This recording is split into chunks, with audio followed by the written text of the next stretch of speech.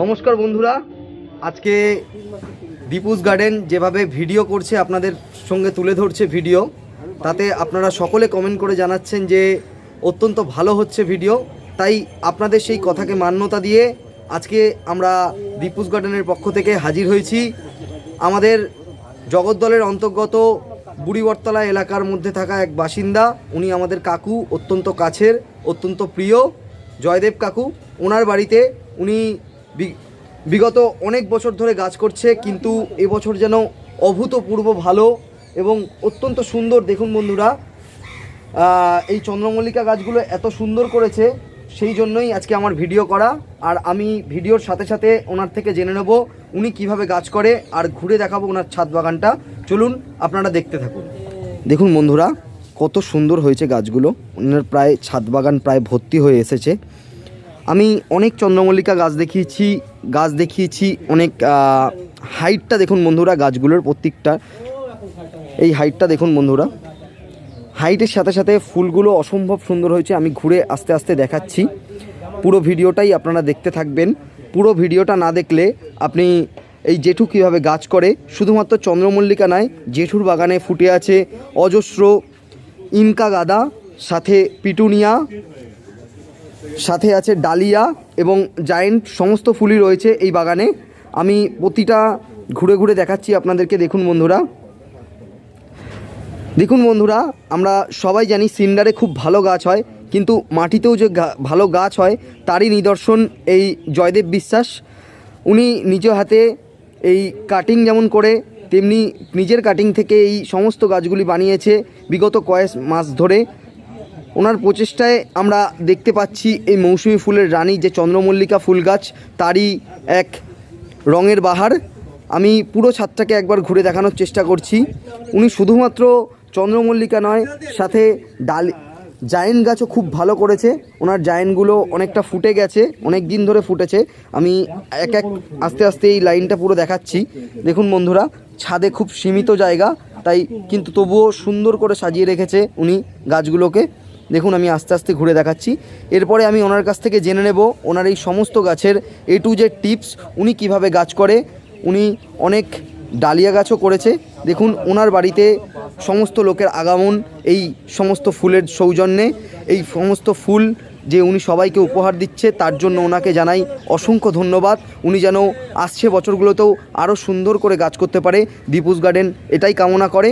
আর এবার আমি পরিচয় করে নেব আমাদের সবার প্রিয় জয়দেব কাকুর সাথে, ওনার এই বাগানের সুবাদে, এবং জেনে নেব উনি কিভাবে গাছ করছেন, উনি গাছে কি ফাঙ্গাসাইড ইউজ করছেন, কি পেস্টিসাইড ইউজ করছেন, বা কী সার ব্যবহার করছেন, বা জলের পিএইচের ব্যাপারটাও আমি জেনে নেব। তাই বন্ধুরা দেখতে থাকুন আর সাথে থাকুন। অবশ্যই পুরো ভিডিওটা দেখবেন, স্কিপ করে এগিয়ে যাবেন না, তাহলে আপনারা অনেক কিছু মিস করে যাবেন। চলুন একবার পরিচয় করে নিই আমাদের সবার প্রিয় কাকু জয়দেব কাকুর সাথে। পেয়ে গেছি আমাদের মধ্যে জয়দেব কাকুকে। কাকু, আপনি কি বলতে চান দর্শকদের উদ্দেশ্যে?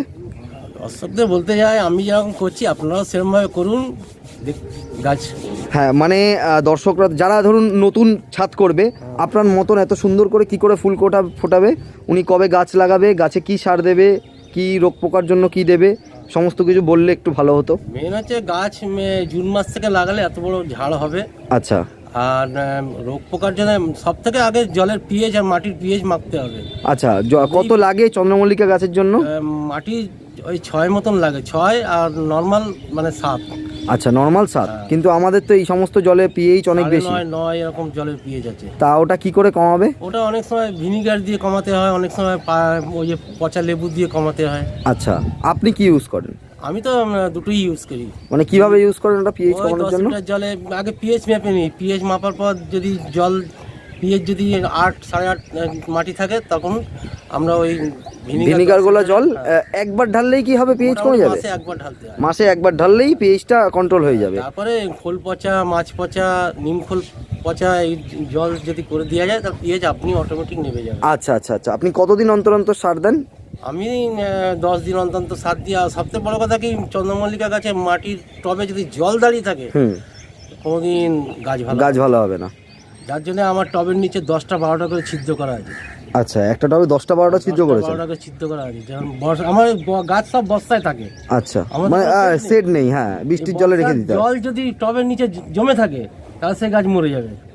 আর আমার প্রত্যেকটা টবের নিচে 12টা 15টা করে ছাদা করা আছে, আচ্ছা, ওই জন্য জল আমার দাঁড়ায় না। দেখুন বন্ধুরা, আমরা একটা খুব ভালো টিপস জানতে পারলাম যে চন্দ্রমল্লিকা গাছে জল যেন এক ফোঁটাও না দাঁড়ায়, তাহলেই আপনার গাছ ভালো হবে। আর পিএইচটা আপনাদের মেনটেন করতে হবে, প্রত্যেক মুহূর্তেই পিএইচ চেক করতে হবে। সাথে আমরা জেনে নিলাম পিএইচ কিভাবে কন্ট্রোল করব। এবার আমি জেনে নেব এই গাছে কি পোকা আসতে পারে আর কি ওষুধ ব্যবহার করব।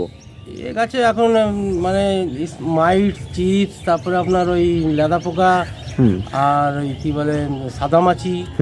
এবার ওই চিপসের জন্য আমি মারি ওই সুপার সোনাটা। আচ্ছা, সুপার সোনাটা।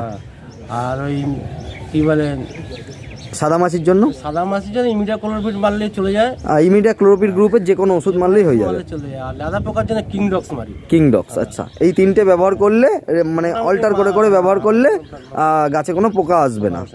তো আপনি কত বছর ধরে গাছ করছেন? আমি 3 বছর ধরে করছি। বা 3 বছরে এই রেজাল্ট?